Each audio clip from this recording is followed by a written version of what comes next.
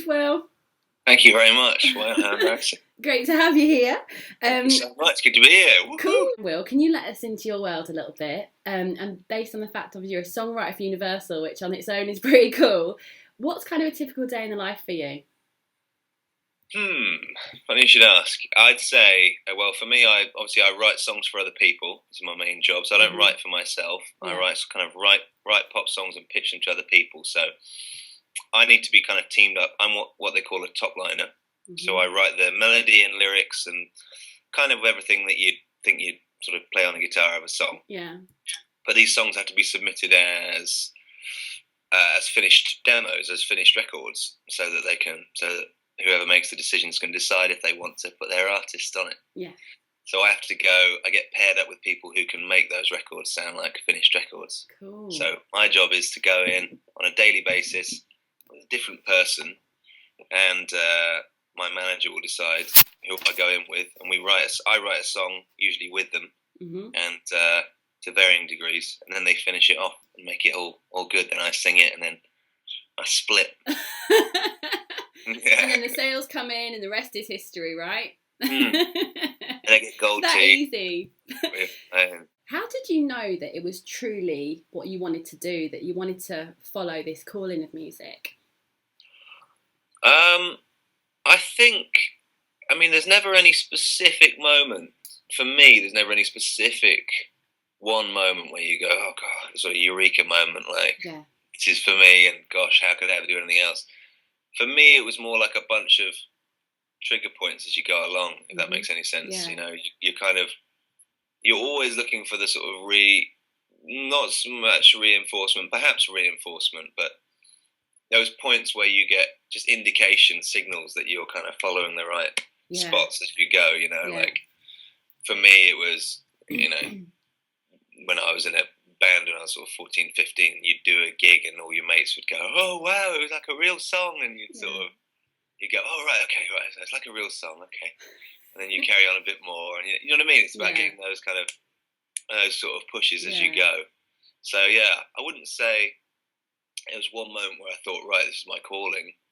Just lots of little points that push you along to where you end up, And it's important to keep getting those, or you can quite quickly lose momentum. But completely, if you're lucky, with a little bit of self-belief as well, which keeps you going to the dry bits, you also need those things from other people that give you the indications. Yeah. The specifics of it would be getting a song recorded by somebody who I really respect, which is really good. Or even if I don't really respect them these days, as long as they record it. But no, it's great to get that, manager calls you and tells you some great news about somebody liking a song or blah, blah, blah. Or I do a bit of travelling, getting away is really fun. Especially if you're not, especially if it's on business, and that's always a bit of a rush. Just things like that, really. Or doing a great song, I guess, at the end of the day, working with somebody who super duper inspires you, more and more I get to work with artists, which is very exciting. Yeah. And then I, feel terribly inadequate, but we have these days where I go, well, I'm sitting there at the piano, why don't you try this? What, like this? Wow, yes, like that, exactly. Let's keep doing that. Sing the alphabet? Yes, perfect. What are some of maybe the doubts that have gone through your mind in the past, or maybe that still go through your mind today, actually? Well, the major doubts kind of come, just off the top of my head, I'd say come from just the passing of time. Yeah. I'm 30 now, so ever since I was about 22, maybe, which sounds ridiculous looking back, but obviously at the time it didn't. When I was sort of 22, 23, I started thinking, oh no, this is it. I'm 23, I can't turn back now, can't change my ideas.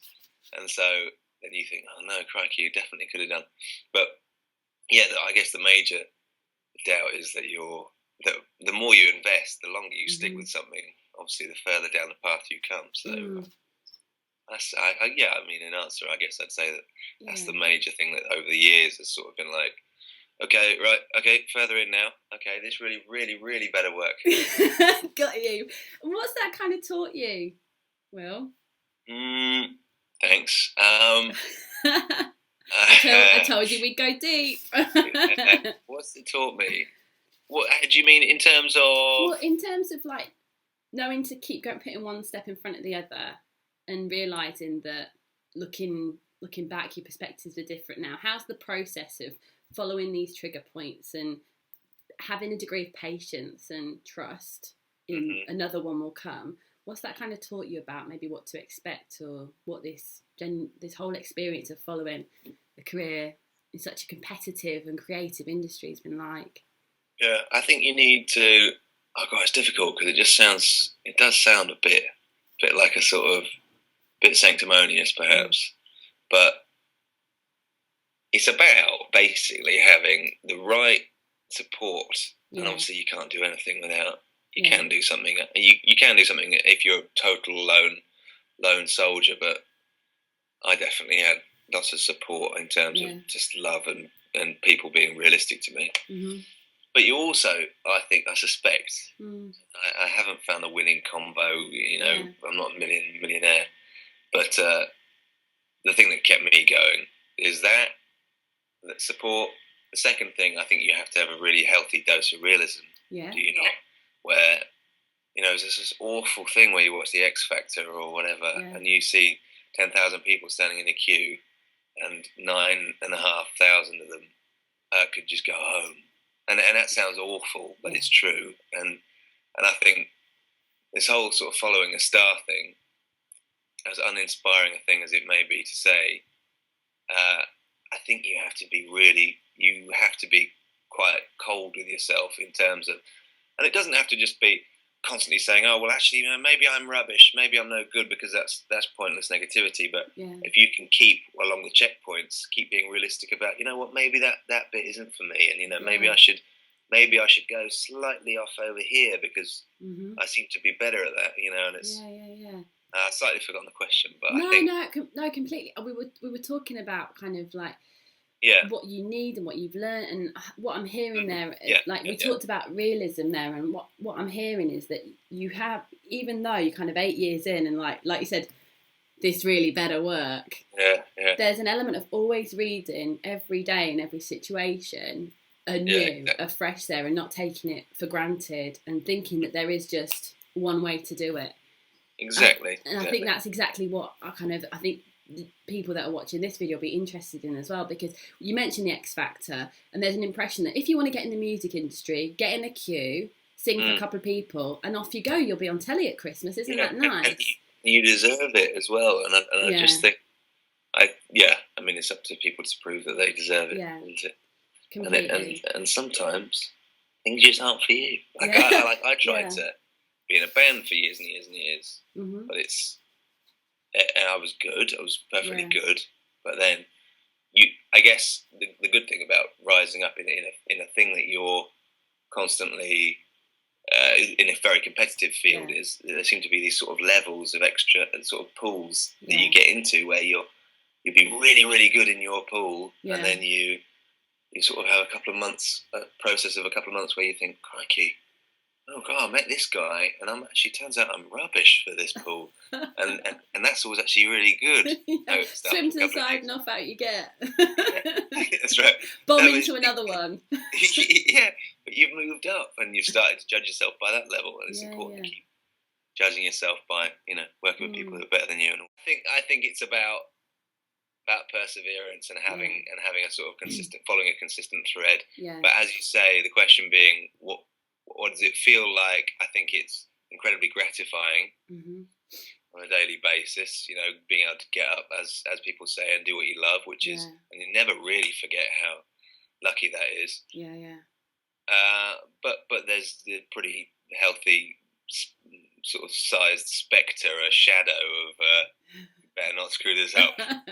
It's definitely keep yourself on point there. Got you. I went around the houses there, but it's just difficult to express it because it is so kind of yay and it's a constant cocktail of emotions, I guess, kind of going on, trying to kind of keep it to a simmer and not a bubble.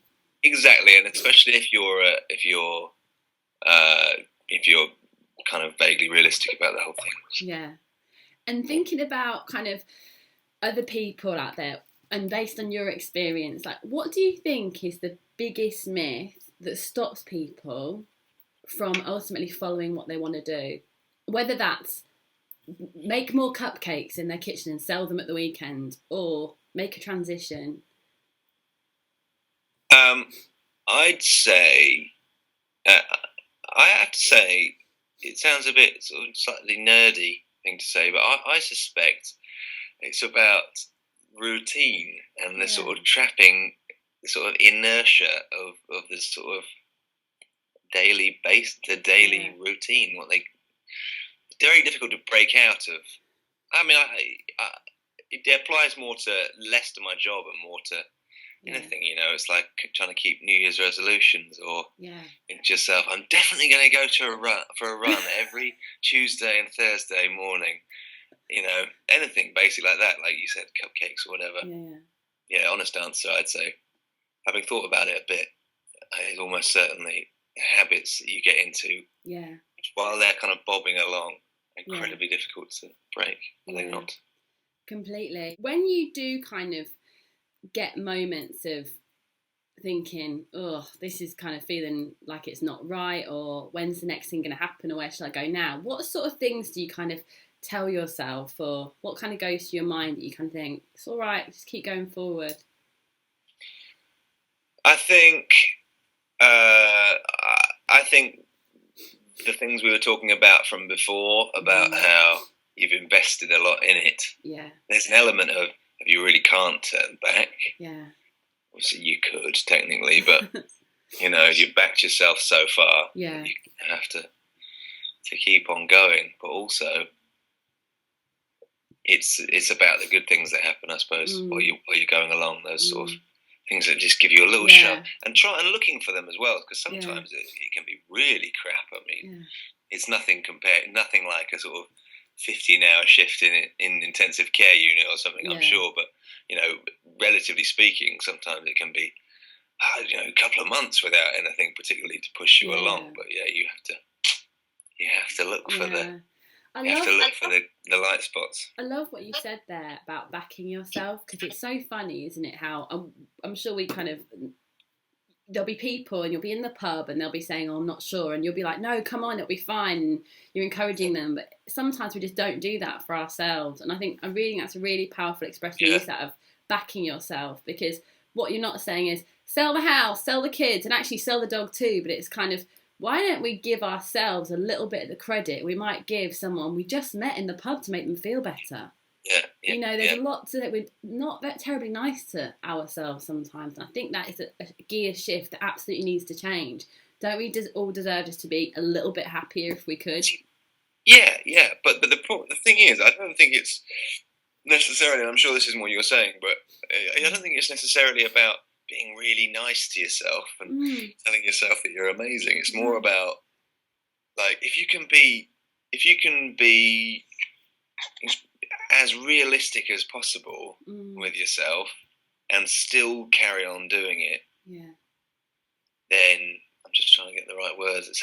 When I pause, it sounds like I'm getting emotional. It's fine. Totally fine. No, but if you can still carry on doing it, then I think the backing yourself is more about knowing that you're doing the right thing. You know what I mean by that? It's like whatever the result. If you think, well, if you get to the stage where you feel like you've got a pretty solid analysis of whether you're good enough to do it, then you don't really need to back yourself, because you can say, well, you can fall back on knowing that you should keep going. Yeah, completely. And I know what you mean. It's almost like, I don't know the result, but I know I can try. Yeah, and I know, you know, and whatever trying means for that. So thinking of the future, Will, what would you say, you know, it's now time to kind of create or achieve for yourself?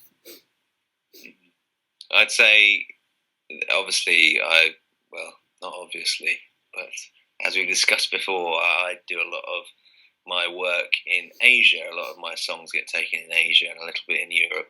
But obviously, America's a big deal for me personally. So I've been out a couple of times on a couple of trips to LA and things like that. So yeah, the next frontier for me is probably America. Breaking a new continent. I love that.